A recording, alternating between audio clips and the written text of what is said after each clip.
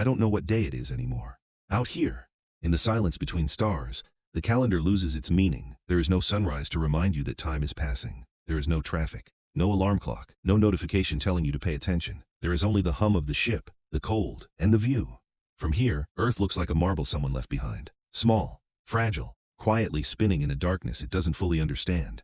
And when I look at it, when I really look at it, I don't see continents, I don't see oceans, I don't see countries or borders or cities. I see orbits, I see millions of people, moving, racing, spending, borrowing, performing, working, sleeping, waking up and doing it again. And from up here, from this distance, a strange and terrible pattern becomes visible. Most of them are not moving forward. They are moving in circles, trapped in the gravity of a financial system they never fully understood, spending the most valuable years of their lives. The years where the mathematics of time would have done the heavy lifting for them, spending those years performing wealth instead of building it. This is a transmission for the ones who feel it, the ones who sense, somewhere deep in their chest, that something is wrong with the orbit they're in, that they are working harder than ever, and moving further from where they want to be. I've been watching you from up here, and I want to tell you what I see. There's a moment in every rocket launch, a beautiful, terrifying moment when the engines ignite and the machine begins to rise.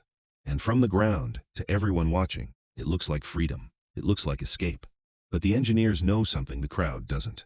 In those first few seconds, the rocket is burning more fuel than it will burn for the rest of the entire journey. The atmosphere is resisting, gravity is pulling, and the machine has to decide, right now, in this exact moment, whether its trajectory is correct.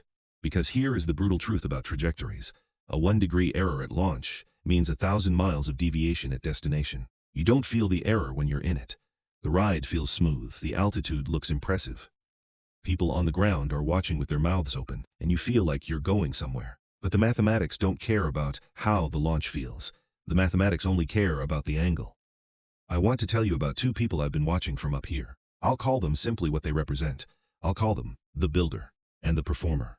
They were born the same year, same city, same starting point on the map of the world. They graduated at the same time, got their first real paychecks at roughly the same age. And right there, right at that launch moment, that 22 or 23-year-old moment when the engines first ignited, they made different decisions, not dramatically different decisions, not obvious ones, small ones, 1-degree ones. The performer felt the paycheck and felt something else arrive with it, something that had been waiting for years, permission, permission to finally look the part, to show the world, to show the city, the colleagues, the old classmates scrolling on their phones, that he had arrived. He bought a car, not because he needed it, not because it would take him somewhere his old car couldn't, but because it meant something, because it told a story he desperately needed people to believe. It was beautiful, that car. Leather seats, the sound the door made when it closed, the way people looked at him at the traffic light. And here's what nobody talks about. The real reason this decision was so dangerous. It felt like a beginning. It felt like the first chapter of a success story. It felt like momentum. And that feeling, that specific chemical rush of status confirmation, it is one of the most expensive drugs on earth, because the car was not just a car. Let me show you what the car actually was. The car cost the equivalent of what would have been, at that exact age, invested quietly and left completely alone, approximately $340,000 by age 65. Not because of some aggressive investment strategy, not because of luck, simply because of time, simply because compound interest, given enough runway, doesn't grow, it erupts. The car didn't cost him money. The car cost him decades. And he drove it to work every single morning, feeling good. Nobody told him. Nobody sat across from him and drew the actual mathematics on a napkin. Nobody showed him that the leather seats and the sound of the door and the looks at the traffic light, that all of it, the entire performance, had a price tag that wouldn't appear for 20 years, and by the time it appeared, it would be too late to argue with it. This is how the wrong orbit begins. Not with catastrophe, not with disaster, with a beautiful, expensive, perfectly logical feeling decision at the wrong angle. There is a concept in orbital mechanics that most people never think about, but that governs everything. It's called escape velocity. To leave Earth's gravitational pull, a rocket must reach a specific speed, approximately 11 kilometers per second. Below that speed, the math is merciless. Gravity wins every time. The rocket may rise. It may look impressive from the ground, but if it never reaches escape velocity, it will arc back down. Always. Now, Earth has a financial gravity. It doesn't announce itself. There's no warning system. But it is constant, relentless, and it operates through mechanisms so normalized that most people never identify them as the force pulling them down. Let me name some of them. Lifestyle inflation. The phenomenon where every increase in income is immediately absorbed by an increase in spending, leaving the person financially stationary while feeling like they're accelerating. The raise comes in, the apartment gets bigger, the restaurant gets more expensive, the car gets newer, the clothes get better, and the bank balance, somehow, stays exactly the same. The needle doesn't move, and 10 years pass. This is not a discipline problem. This is a gravity problem. Lifestyle inflation is Earth's most elegant financial trap because it never feels like falling. It always feels like rising. You are, in every objective sense, living better. The coffee is better. The seats are bigger. The hotel has a higher number of stars.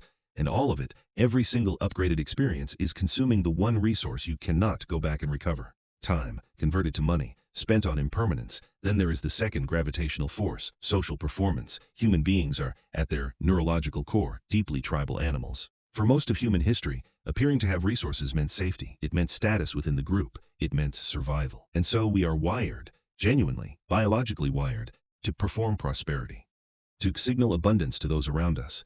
The problem is that the ancestral village has been replaced by the internet, and the internet has approximately 8 billion people in it. So instead of performing for 30 people in a tribe, we are now performing for an infinite audience that we will never meet, using money we haven't fully earned to buy symbols whose value evaporates the moment we own them. A new car loses between 15 and 25% of its value the moment you drive it off the lot. You paid for the feeling of newness. You paid for the 2 minutes before it became used. And that feeling, that specific, golden, fleeting 2 minutes, cost you decades of compounded wealth. Here's what I think about when I look at Earth from up here and watch this happen. Imagine you are wearing a golden spacesuit. It is extraordinary. The craftsmanship is flawless. The gold catches the light in a way that makes everyone stare. People photograph you. People envy you. And the suit has no oxygen in it. You look magnificent, and you are suffocating, slowly. And nobody watching can tell the difference, because the suit is so beautiful. And the tragedy, the specific quiet tragedy, is that you cannot tell the difference either. Not yet. The suffocation is gradual. The hypoxia is subtle. And by the time you notice you can't breathe, you are very far from the airlock. This is lifestyle inflation. This is financial gravity. This is what the performer was doing in his beautiful car. Now, let me show you what the builder was doing at the same time. The builder was not driving an impressive car. The builder was not posting anything. The builder made a decision so quiet, and so boring, and so utterly unsexy that it is almost impossible to explain why it was the most aggressive financial move available to him. He did nothing. He earned money. He kept a significant portion of it. He placed it in positions where the mathematics of time could work on it. And then he went home and lived a life that required no audience. No one was impressed. No one photographed him. No algorithm showed his face to strangers who would briefly envy him. He was invisible. And invisibility, at that age, at those specific mathematical coordinates in time, was the most powerful position on Earth. Because while the performer was buying experiences that lasted, and assets that depreciated, the builder was buying time. Not literally. Nobody can buy time. But compounding is as close as the financial world has ever come to that transaction. Every dollar placed in service of compounding is, in a very real sense, a purchase of your future self's freedom. A down payment on a version of yourself who is not trapped, who does not have to work because he has no choice, who moves through the world uncontrolled by the financial gravity that holds almost everyone else in orbit. He was building escape velocity, one boring, invisible, unimpressive dollar at a time. Einstein proved that time is not what we think it is. Time bends, time stretches. Time moves differently depending on where you are and how fast you're moving. Out here, between stars, I think about this constantly, but I think about it in a different context than the physics textbooks do. I think about the relativity of time inside a human financial life, because there is a mathematical truth, cold, indifferent, and final, that the compounding of money reveals about time. A dollar invested at 25 is not the same dollar as a dollar invested at 45. They are not even close to the same dollar. They are different species of dollar. The 25-year-old dollar, left untouched, working quietly through the mathematics of compound interest at a conservative rate, that dollar, by 65, is worth approximately 10 to 12 times itself. The 45-year-old dollar, the same dollar, same amount, same rate of return, is worth approximately 2 to 3 times itself.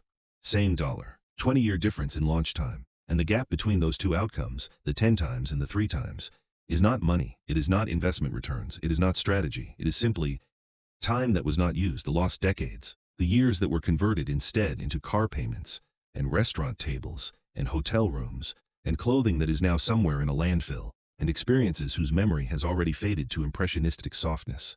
The years that were traded, quietly, willingly, enthusiastically, for the performance. Let me give you the actual mathematics. Because the mathematics deserve to be looked at directly, they deserve not to be softened or summarized away. If at 25, you consistently set aside $500 a month, not 1,000, not 5,000, just 500, and you do this for 10 years, and then stop completely, stop entirely, never add another dollar, and you let the mathematics do what mathematics does. By 65, at an average annual return, you would have approximately $600,000. Now imagine someone else, same $500 per month, but they started at 35, 10 years later. They don't stop at 35, they contribute every single month, consistently and faithfully, for 30 years. Until 65, they put in 3 times as much money, across 3 times as much time. Their final number is smaller. Read that again. They contributed more money, over more years, and their outcome is smaller because the first person had 10 years of early compounding that could never be replicated. Because time, at the beginning of a compounding curve, is not linear, it is exponential, and an exponential curve doesn't reveal its power in the early years. In the early years it looks flat, unimpressive, not worth sacrificing for, and this is why people trade it so easily. They can't feel the future cost yet. The pain is not present, the loss is theoretical. The sacrifice of spending is immediate and concrete, but the consequence of that spending exists only in a future self that feels abstract and distant and doesn't seem quite real. This is the deepest cruelty of financial time. The moment of maximum leverage, the years when time is working hardest for you, when every dollar is most potent, is precisely the moment when you feel most invisible to your future self. You are 23. The abstract 60-year-old version of you might as well be a different person, a stranger. Why would you sacrifice real, present pleasure for a stranger? And so you don't. And the performer drove his beautiful car, and the mathematics didn't care. The mathematics just kept running, silently, without judgment, in the direction of the builder's invisible portfolio, and away from the performer's depreciating assets. Here is what nobody tells you about your 20s. Your 20s are not a rehearsal. They are not a warm-up. They are not a buffer zone before your real life begins. They are not a phase you are allowed to waste in exchange for good stories later. Your 20s are the most mathematically expensive decade of your life. And they are dressed in a costume that makes them look like the most affordable one. Because you are young. Because you have time. Because there's always later. Because you're not supposed to be serious yet. Because enjoying life is its own kind of wisdom. Because, and this is the one that gets up here, watching from this distance, because everyone around you is doing the same thing. And collective behavior feels like correctness. It doesn't feel like an orbit. It feels like freedom. But it is an orbit, and the gravity is real, and later is always further away than it looks. There's a region in deep space called the void. Not metaphorically. Literally. Astronomers have documented vast areas of the universe, hundreds of millions of light years across, that contain almost nothing. No stars, no galaxies, no visible matter. Just darkness and cold, and the faint background radiation of a universe that was once full of light. In financial life, there is an equivalent. It arrives, for most people, somewhere in the mid-40s. Not all at once, not with drama. It creeps in, quietly. It arrives in the form of a spreadsheet you finally sit down and look at, honestly. An honest accounting that you have been avoiding for a long time. Because to look at it honestly requires you to add up not just what you have, but what you should have. Mathematically. By this point, the delta, the gap, the visible, undeniable evidence of the orbit you were in for 20 years. The performer is 44 now. He has a nice life, a genuinely nice life. The kind of life that looks, from the outside, like success. The house is good, the neighborhood is good, the car is still impressive, the restaurants are still right. But there is a number. There is a specific number that represents the gap between what he has built and what the mathematics would have built if he had made different decisions at 23, 25, 27, 30. The number is not abstract anymore. It is right there on the screen, and it is large. Here is what nobody tells you about your 40s. Your 40s are the last decade where compound interest still has enough runway to create meaningful leverage. After the 40s, in the 50s, the 60s, you can still build, you can still save, you can still make progress, but the exponential power of time, the specific explosive mathematics of early compounding, that window is narrowing in the 40s and closing in the 50s. And knowing this, when you are 44 and looking at your spreadsheet, creates a specific feeling. It is not quite panic, it is not quite regret. It is something older and heavier than both. It is the sensation of understanding, for the first time with complete clarity. That time is the only asset that cannot be repurchased. You can earn more money. History is full of people who lost everything and rebuilt. Capital is mobile. Capital can return. But the 23-year-old version of you is gone. That specific mathematical position, those 40 years of runway, that exponential curve just beginning to rise, that is gone. And no income, no investment strategy, no amount of discipline from this point forward can fully replicate it. Not because it's too late. It is never entirely too late, but because the mathematics of time run in one direction. Always forward, always. And the years you converted into status symbols and social performances and the warm approval of strangers, those years were real. They existed. They had value. They had a different kind of value than you thought they did. I watch this from the ship, and I feel something I can't quite name. It isn't judgment. I am too far from Earth to judge anyone. It is something closer to grief. Because the people on the ground, the performers, the ones in the wrong orbit, they are not foolish. They were not warned clearly enough, early enough. The culture they were raised in taught them that the symbols were the substance, that the visible was the real, that the performance of wealth and the construction of it were somehow the same activity. They were lied to. Not by one person, not by one institution, by the entire architecture of modern consumer civilization, which depends absolutely on the consistent conversion of future wealth into present consumption. The economy needs the performer. It does not need the builder. The builder is a problem for an economy that runs on spending. The performer is its engine. And so the performer was celebrated. His car was photographed. His lifestyle was admired. His choices were normalized and reflected back to him by 1,000 advertisements and 1,000,000 social feeds, all telling him the same thing. This is what success looks like. Spend accordingly. And now he is 44, and the spreadsheet is open, and the number is what it is. And the car in the driveway is a newer model now. It costs more, it looks better, and it is still at the deepest mathematical level the same decision he made at 23. Still performing, still in the wrong orbit, still consuming the last years where the mathematics could have genuinely, exponentially, worked for him. This is the void. This is what the silence between the stars feels like. Not emptiness for its own sake, emptiness that used to be something. But here is what I need to tell you. And I need you to hear this next part, not as consolation, not as a motivational ending designed to make you feel better before you close the tab and go back to your life.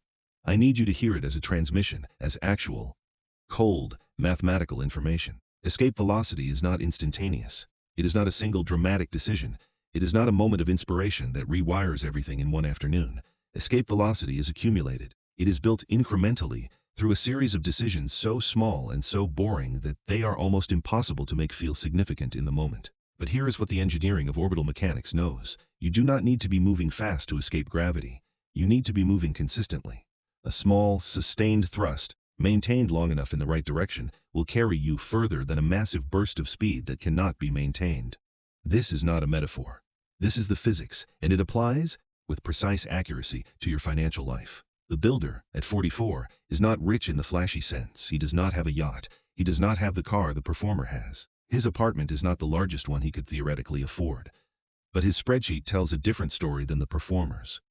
Because 20 years of consistent, quiet, unimpressive financial behavior, no glamour, no audience, no social proof, no status signal, just the patient accumulation of assets working silently in his name, has produced a number that the math can explain. But that feels emotionally like something close to a superpower, not because the number is impossibly large, but because of what the number represents. Optionality, the ability to say no, the ability to walk away from a situation, a job, a city, a relationship, a commitment, without financial catastrophe being the consequence. The ability to make decisions from a position of security, rather than from a position of scarcity. This is what capital actually is. Not objects, not luxury experiences, not the visible evidence of earnings. Capital is the preserved capacity to make free choices. Capital is not earned, capital is preserved. Every time you spend on the performance instead of the substance, you are not just spending money. You are spending your future capacity for freedom, your trading options you don't yet know you'll need. For a status signal you will have forgotten about in 18 months. The car you bought to impress people at 25. Do you remember who specifically was watching? Do you remember which individuals in which moments experienced the status impression you were trying to create? You don't, because they don't exist as specific people in your memory. They exist as a diffuse, undifferentiated sense of being seen, being validated, being real. And that feeling cost you decades. Here is what nobody tells you about escape velocity. It is available at almost any age, not at equal cost, not with equal outcomes. The mathematics of time are what they are, and they cannot be argued with. A 44-year-old builder has more runway than a 44-year-old performer. That is true, and it cannot be made untrue. But a 44-year-old performer who changes his angle, even by 1 degree, even now, is not in the same position he was yesterday, Because the opposite of compounding loss is compounding recovery. Because every year of correct behavior adds to the foundation, incrementally, quietly, without applause. Because the mathematics don't care what year you start. They only care that you start. And then, that you continue. I want to tell you what the builder feels at 44. Not euphoria, not triumph, not the dramatic Hollywood version of financial success. He feels something quieter and more durable than those things. He feels unafraid, not of everything, not in every dimension of his life, but in the specific dimension of financial gravity. He feels something that most people around him do not feel and have never felt. The sensation of being outside the pull, not far outside, not so far that he can't see it anymore, but far enough that it no longer controls his trajectory.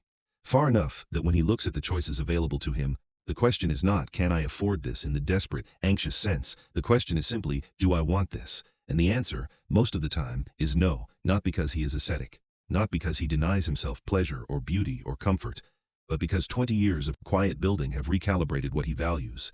He knows the price of everything now, not in dollars, in years, in future options, in degrees of trajectory. He looks at a purchase, and he sees not the object but the future it costs, and most of the time, the future is worth more than the object. This is what they cannot teach you in school.